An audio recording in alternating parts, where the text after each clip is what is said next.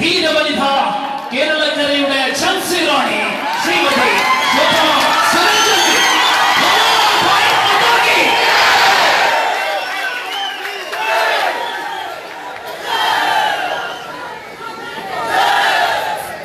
ഈ യോഗത്തിൻ്റെ ഉദ്ഘാടക കർമ്മം നിർവഹിച്ച നമ്മുടെ പ്രിയപ്പെട്ട ഭാരതത്തിൻ്റെ യുവ തേജസ് ശ്രീ തേജസ്വി സൂര്യ അവർ ഈ വേദിയിൽ നമ്മളോട് സംസാരിച്ച ബഹുമാന്യനായിട്ടുള്ള ശ്രീ രവീശ തന്ത്രി, നമ്മുടെ പാർട്ടിയുടെ സാരഥി, ഈ വേദിയിൽ നമ്മളോടൊപ്പമുള്ള ഭാരതീയ ജനതാ പാർട്ടിയുടെ സംസ്ഥാന secretary Shri V K Sajeevan,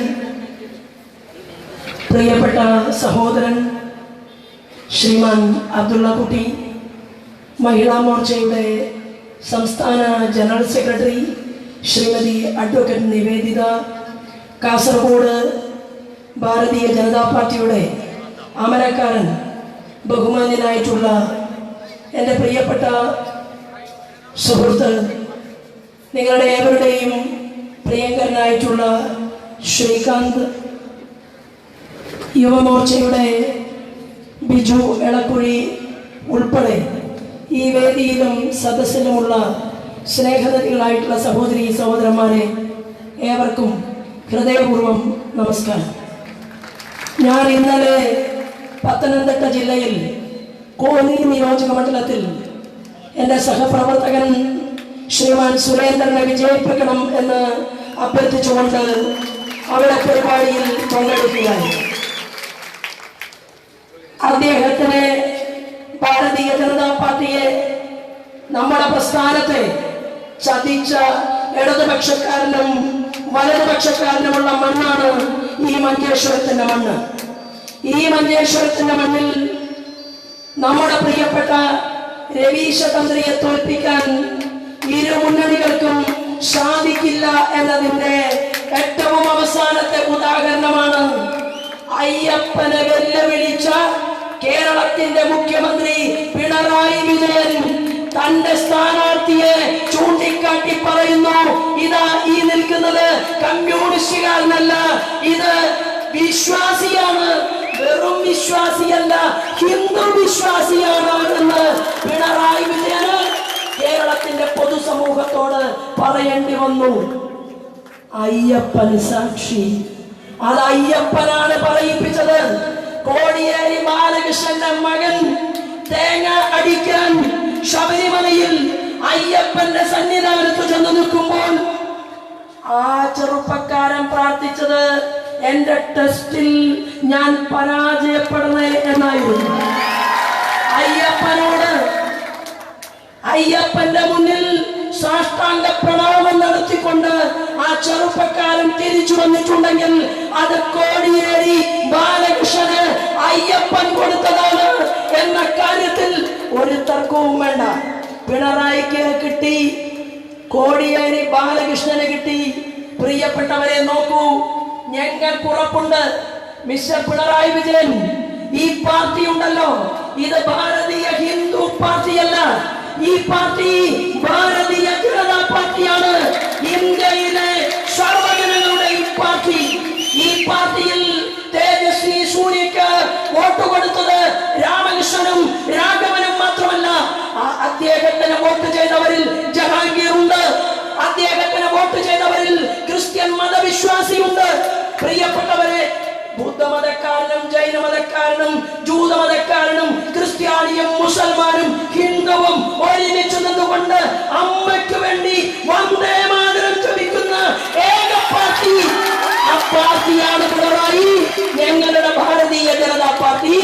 ആ പാർട്ടിയുടെ നേതാവ് ശ്രീമാൻ നരേന്ദ്രമോദി വെറും പാർട്ടിയുടെ നേതാവ് മാത്രമല്ല, ലോകത്തിന്റെ മുന്നിൽ തല ഉയർത്തിപ്പിടിച്ചുകൊണ്ട് നാട്ടല്ലെന്ന് മറ്റു നിന്നുകൊണ്ട് ലോകാരാധനായി മാറിയിട്ടുള്ള പിണറായിയിലെ പാറപ്പുറത്ത് കോരേട്ടന്റെ മകനായി ജനിച്ച പിണറായി വിജയൻ കേരളത്തെ ഭരിച്ചിട്ടും ഒരു ചുക്കും ചുണ്ണാമ്പും ശരിയാക്കി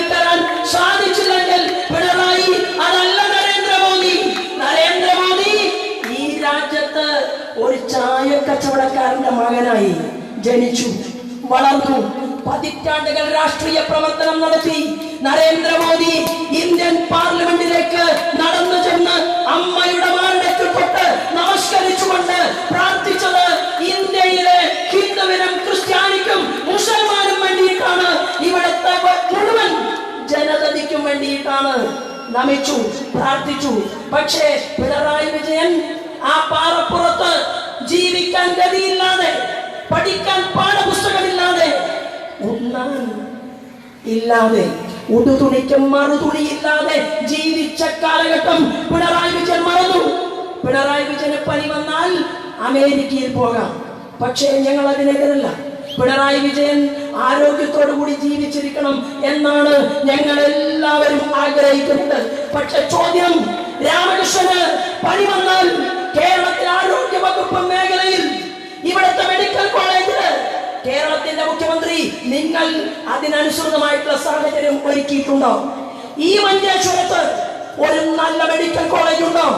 ഈ മഞ്ചേശ്വരത്ത് ഒരസുഖം വന്നാൽ അപൂർവമായി ഇവിടത്തെ പാവപ്പെട്ട സഹോദരന്മാർക്ക് എന്തെങ്കിലും ചില മരുന്ന് കിട്ടുന്ന ആശുപത്രി ഒഴിച്ച് നല്ല രീതിയിൽ പ്രവർത്തിക്കുന്ന ഒരു ആശുപത്രി ഈ മഞ്ചേശ്വരത്തിന്റെ മണ്ണിലുണ്ടോ? ഇല്ല. അതിനെക്കുറിച്ചൊന്നും പറയാതെ കേരളത്തിന്റെ മുഖ്യമന്ത്രി പിണറായി വിജയൻ ഇവിടെ വന്ന് പാർട്ടിക്കാരോടും മഞ്ചേശ്വരത്തെ ജനങ്ങളോടും എന്റെ സ്ഥാനാർത്ഥി വിശ്വാസിയാണെന്ന് പറയുമ്പോ എന്ത് മണ്ണാങ്കട്ടയാണ് പിണറായി നിങ്ങളുടെ വിശ്വാസം? എന്താണ് നിങ്ങളുടെ വിശ്വാസം? നിങ്ങളുടെ വിശ്വാസം ഞങ്ങൾ കണ്ടതാണ്. ആ വിശ്വാസം അയ്യപ്പന്റെ ആചാരത്തെയും അനുഷ്ഠാനത്തെയും തകർക്കാനുള്ള വിശ്വാസമായിരുന്നു. ആ വിശ്വാസം ഇവിടുത്തെ കേരള പോലീസിനെ ഉപയോഗിച്ചുകൊണ്ട് ഇവിടെ ശബരിമലയിലേക്ക്, പുണ്യപൂങ്കാവനത്തിലേക്ക് സ്ത്രീകളെ കയറ്റിവിടുന്നതായിരുന്നു നിങ്ങളുടെ വിശ്വാസം. ഞങ്ങളാണ് പോരാട്ടം നടത്തിയത്. എന്റെ സഹപ്രവർത്തകൻ ശ്രീമാൻ സുരേന്ദ്രൻ ഒരു മാസക്കാലം ഈ പിണറായി വിജയന്റെ നിയമം, ഈ പിണറായി വിജയന്റെ കള്ളക്കേസിട്ട പോലീസുകാർ ശ്രീമാൻ സുരേന്ദ്രനെ തുറങ്കിലടച്ചു. അതിർത്തി തർക്കത്തിന് പോയതല്ല, ഏതെങ്കിലും കോടിയേരി ബാലകൃഷ്ണന്റെ മകനെ പോലെ പെണ്ണ് കേസിൽപ്പെട്ടതല്ല. അയ്യപ്പന്റെ ആചാരത്തെയും അനുഷ്ഠാനത്തെയും സംരക്ഷിച്ചതിന്റെ പേരിൽ ശ്രീമാൻ സുരേന്ദ്രനെ നിങ്ങൾ 350 കേസുകൾ ചാർത്തി കൊടുത്തു. ആറ്റിങ്ങൽ പാർലമെന്റ് മണ്ഡലത്തിൽ ഞാൻ മത്സരിക്കുമ്പോൾ എനിക്കെതിരെ 250 കേസ് ഈ കേരളത്തിലെ പിണറായി വിജയൻ ചാർത്തി തന്നു. ഞങ്ങൾ അയ്യപ്പന്റെ ആചാരത്തെയും അനുഷ്ഠാനത്തെയും ഞങ്ങൾ സംരക്ഷിക്കും. ഇടതുപക്ഷവും വലതുപക്ഷവും ഭയപ്പെടേണ്ട കാര്യമില്ല. കോടിയേരി, മുല്ലപ്പള്ളി, ഞങ്ങൾക്ക് നരേന്ദ്രമോദി കേരളത്തിന്റെ കാര്യങ്ങളൊക്കെ നോക്കാൻ സമ്മാനമായി ഒരു കേന്ദ്ര മന്ത്രി ശ്രീമാൻ വി മുരളീധരനെ നൽകിയിട്ടുണ്ട്.